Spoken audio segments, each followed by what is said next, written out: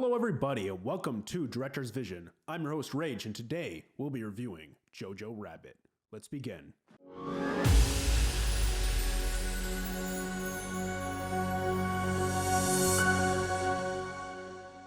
Alright, so Jojo Rabbit. It was directed and written by Taika Waititi. I think I'm saying that right. But anyway, the story follows a boy living in Nazi Germany who has been indoctrinated into the fascist ideology. All right, and the funny thing about this movie is it's a satire. So the young boy's imaginary friend, Adolf Hitler. That's right. So when I saw the trailer for this movie, I had no idea what to expect. To be honest, I thought this was just going to be a really bad spoof movie. But I'll be honest, I was 100% wrong. This film was very well done. It had a lot of great writing, a lot of great subtext. I'm not going to waste any more time. Let's get straight into the review. First category is writing, as always. All right, so the writing in Jojo Rabbit. I have to give it credit, all right? I see a lot of satires and a lot of comedies, and they are horribly written, all right? There are so many cringy things about comedy movies nowadays, but this movie was fantastic with its writing, okay? Loved it. There's lots of depth to it. Great storyline, dialogue was funny, it was amusing, it made sense. I love that. I mean, basically, you get a full arc with Jojo. At first, he's this totally indoctrinated kid that's completely brainwashed into the Nazi ideology, but then he realizes that his mom is part of the resistance and has been hiding a Jewish girl this entire time. And at first he's furious, but then he starts to slowly grow to like her, and then you see his transformation, and it's really well done. I know that sounds kind of basic, but the way they executed it in this film was really well done. There was also some pretty funny little jokes there that if you're really into history, you'll understand. For instance, the Adolf Hitler character, he's just an imaginary friend of Jojo, but it's hilarious the way they depict him, all right? First of all, he says numerous things in the movie that the real Adolf Hitler would have despised and would never have said. First of all, he offers Jojo a cigarette a bunch of times, which is really funny on its own.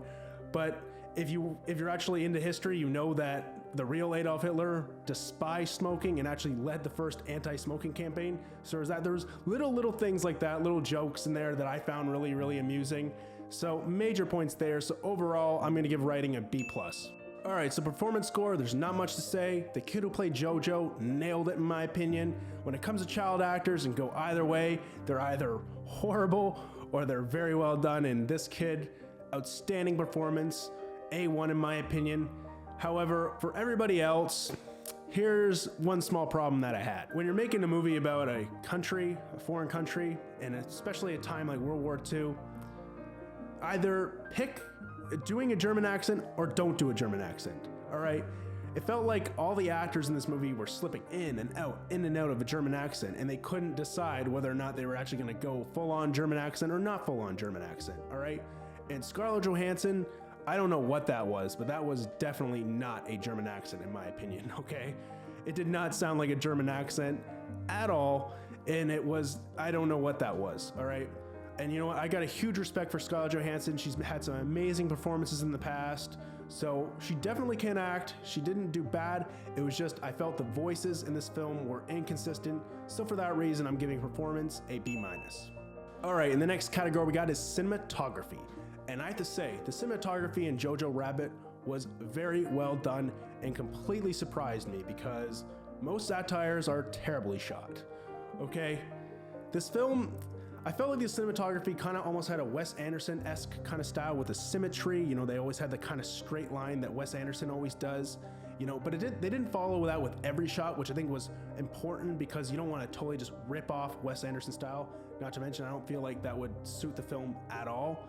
But that being said, there were some tracking shots too that kind of followed the Wes Anderson kind of feel to it, which it felt really good in this film. And then not only that, but the color palette in this film was hilarious because it was so bright and vivid. And this is literally a movie about Nazi Germany, one of the darkest times in human history, okay? It literally starts out like super jolly and vivid and, just bright and colorful and sunny and happy. And then it, as the story progresses, it gets a little dark and cooler, which I think makes perfect sense for this movie. So Cinematography, super well done. Overall, cinematography gets an A-. All right, and the next category we got is music. So, along with the cinematography, the music in this film was hilariously, over happy. And I felt like the music in this film added a certain level of comedic value to the film, just contrasting the overly happy, music with the overly happy cinematography with the subject matter. It's hilarious, okay? It's hilarious. I know I might have a really dark sense of humor, but this is a terrible time in human history, and they're just, they're using these artistic devices to plump it up and, contrast with the reality of it. Like, I don't know, I found it really, really funny and really interesting choice. I'm not gonna say the music was, outstanding. I'm not gonna say it's like a super exquisite masterpiece of, music choices. But that being said, the music choices worked very well with the vibe of the film. It added a lot of comedic value. So overall, music, B+. All right, and the next category we got is editing. And I have to say, the editing in Jojo Rabbit was a highlight of this movie.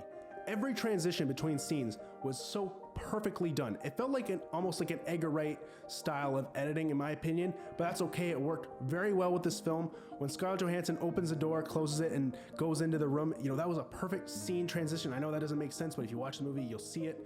Not only that, but when Jojo is hanging posters and he's wiping his hand over the poster and Hitler's face changes, that was really, really cool. So many cool little editing transitions, so many little things. 100% editing gets an A. All right, and the next category is VFX. And surprisingly, again, this film was very well done with the VFX, in my opinion. I mean, I wouldn't say it's no Interstellar, but that being said, the ending battle sequence looked really well done. The explosions felt real. They weren't super, super fake. When Jojo gets exploded by a grenade in the beginning, it looked pretty well done. And I have nothing but good things to say about the VFX. Overall, VFX, B+. All right, and the next category we got is entertainment value. So, as much as I enjoyed this film, I feel like it's not the funniest movie in the world. I feel like the artistic choices that were used in this film were hilarious. That being said, I don't think it was like a laugh out loud comedy. I definitely have to say, if you're into satire, I feel like you'll enjoy this movie. I wouldn't say it's kind of like a Mel Brooks sort of film, because it's really not. It's more higher class than that. But that being said, it is entertaining. It's decently paced. It's not super fast paced, but it's definitely not boring. So overall, I give entertainment value a B. All right, and the next category we got is artistic quality and originality. And I have to say, I was super impressed with this film. I was not expecting this kind of movie to be so full of depth and, artistic value. I really didn't. I thought that the whole thing of having the super happy music and the super happy color palette for a World War II movie, I thought that would never work in a million years, but I understand it. This film has so much comedic value and it's very unique. The comedy genre is super oversaturated, and especially satire. Satires are often really cheap and really cringy and not well done. But this movie was high class, it was funny, it was well done, everything was executed properly in my opinion. So overall, I give artistic quality an A-.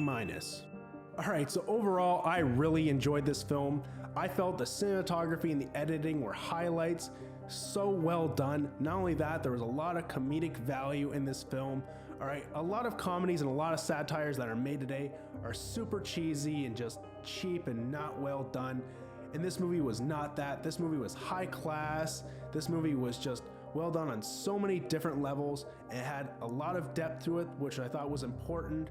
So yes, love this movie so much. The only thing I have to say is that if you're from the older generation, you might find it a little offensive because they're making light of such a dark time, but you gotta understand that it's supposed to be ridiculously over the top because they're making fun of, one of the craziest times in human history.